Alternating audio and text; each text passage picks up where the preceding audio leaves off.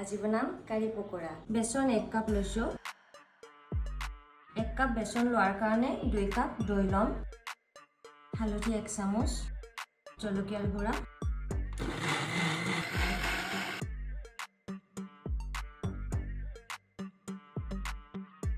পনেৰো minute সময় ৰাখি দিম। এইখিনি 1 কাপ বেসন, হালধি, নিমখ, জলকীয়াৰ গুড়া, বেকিং পাউডাৰ, কসুৰি মেথি, দুটামান জৈন গুটি দি দিম, কেঁচা জলকীয়া,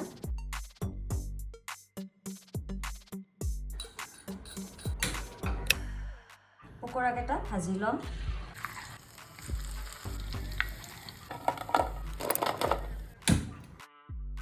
ধনিয়া গুটি দুটামান, নৰসিংহ পাত, মিঠি গুটি দুটামান, জিৰা, চব গুটি, হিং অলপমান লৈছো, আদা বটা,